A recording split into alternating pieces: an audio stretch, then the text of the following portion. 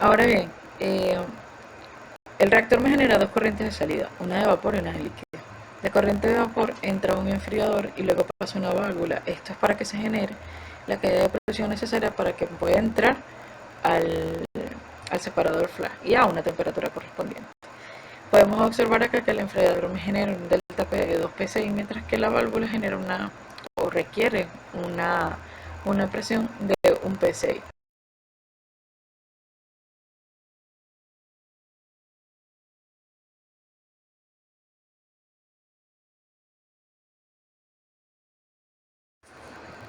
En el separador viene alimentándose de lo que sale de la válvula, la corriente que viene de la válvula, y me genera dos corrientes, una de vapor y una de líquido.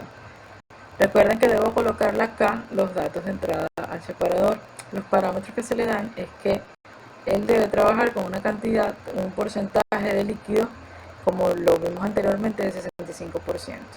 Ahora, ¿qué va en la corriente de vapor? En la corriente de vapor debería ir en su composición mayor cantidad de hidrógeno, pues ya este cumplió aquí su función y necesitamos ya separarlo. Pueden observar que en la corriente de salida, la del líquido, la cantidad de fracción o la fracción molar de N-heptano es considerablemente alta. Pues ya con esta es la que vamos a trabajar. Vamos a evaluar las dos torres destiladoras, bien sea con condensador o sin condensador, que nos tenga una mayor cantidad de obtención de tolueno y que sea rentable pues.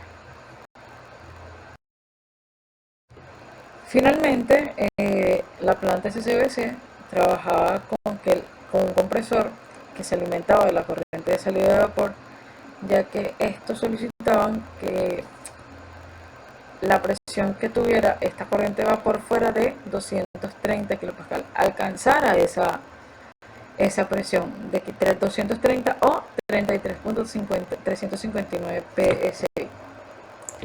Acá vemos cómo trabajaba o el trabajo que generaba el compresor de 45.699.6 BTU-hora. Eso lo vamos a evaluar más adelante en la última parte, eh, porque se requiere que este compresor trabaje con un límite de capacidad en potencia.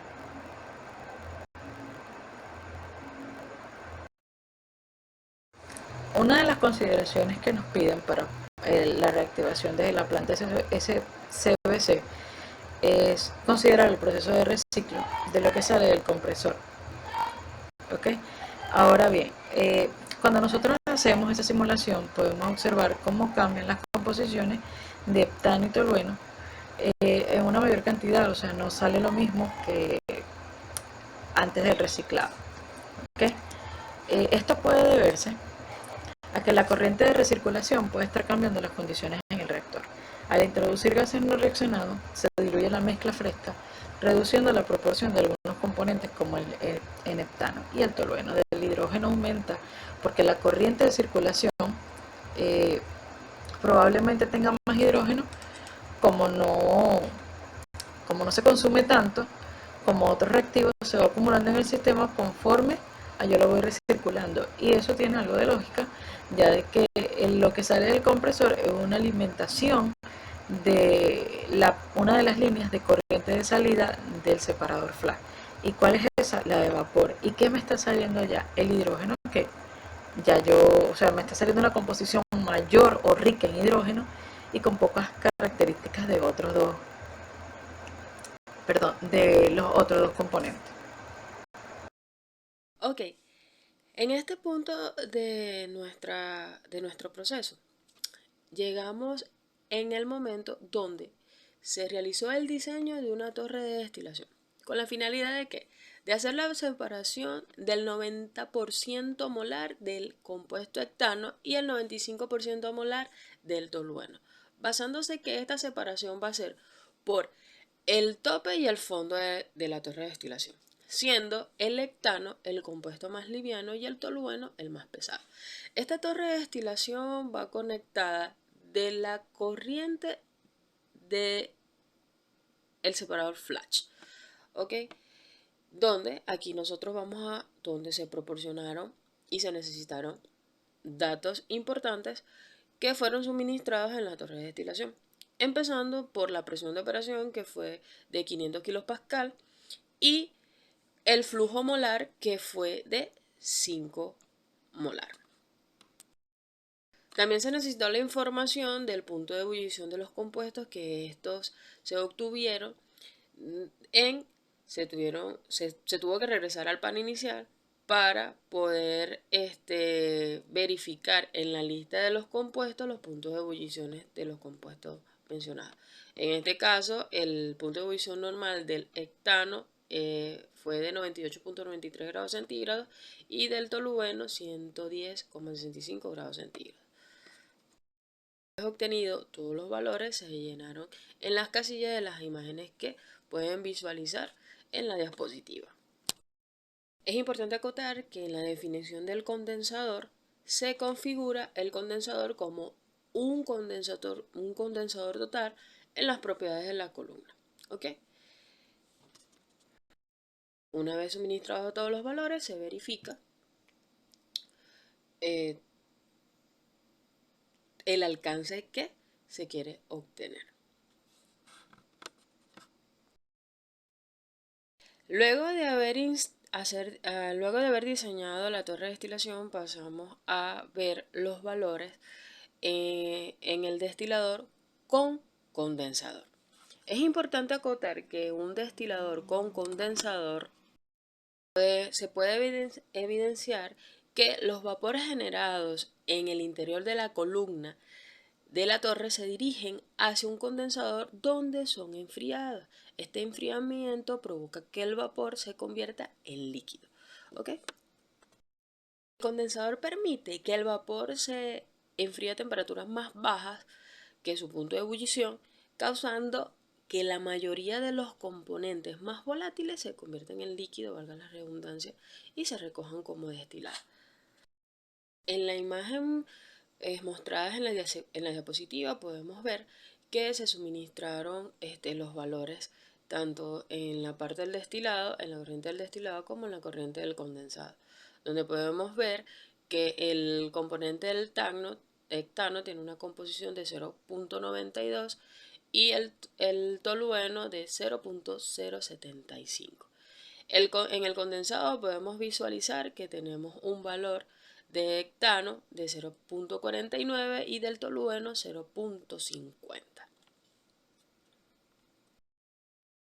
Pasamos a la diapositiva o a la presentación donde se hizo la evaluación en el destilador sin condensación. Se pueden ver las imágenes donde se establecen las propiedades que fueron cargadas, suministradas, y aquí podemos ver que en la torre tuvimos que agregar en los componentes lo que se requería. Por ejemplo, la separación del 95% del tolueno y el 90% del hectano. Entonces aquí nosotros podemos observar que a través de el destilado, la corriente del destilado, tenemos una composición del hectano de 0.89 la fracción molar y del tolueno de 0.10. Y en el condensado podemos ver que tenemos una fracción molar del hectano de 0.050 y del tolueno 0.95.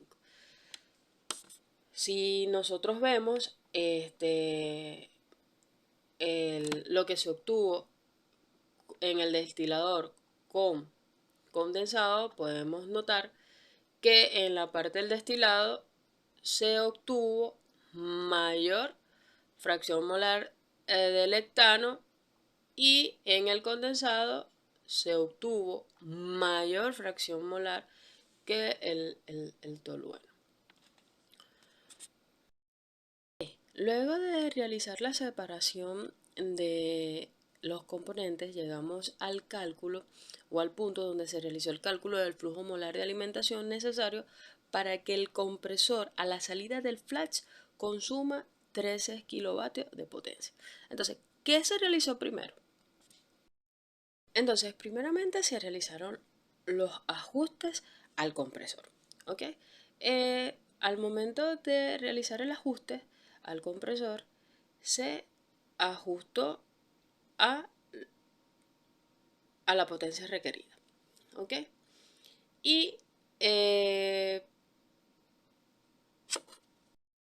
teniendo todas las condiciones de la alimentación, que es en este caso el vapor del flash que alimenta al compresor, teniendo todas las condiciones que pueden observar, y el ajuste del trabajo a 13,38. En esta imagen podemos ver el ajustador que se agregó, lo que se mencionó anteriormente en la diapositiva anterior. Aquí en esta imagen podemos ver la comparación, lo que teníamos anteriormente en el flujo molar y luego que se hizo el ajuste con la potencia de 13 de nuestro valor 13 kilovatios. Aquí podemos ver que en el ajuste el flujo molar de anteriormente teníamos 220, ahora tenemos 214, es decir, tenemos un límite para que mi compresor opere a 300 kilovatios. Yo debo de tener un flujo molar de 214. ¿Por qué es importante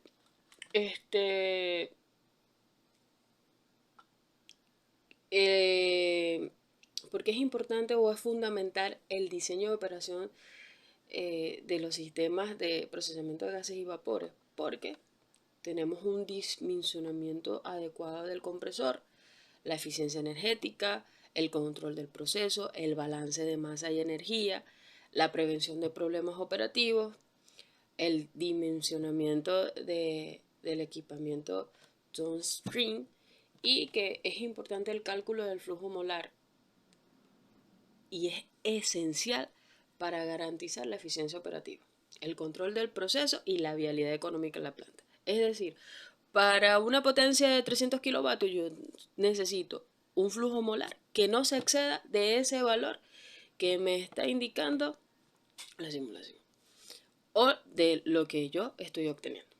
Sin más nada que decir, muchas gracias por su atención.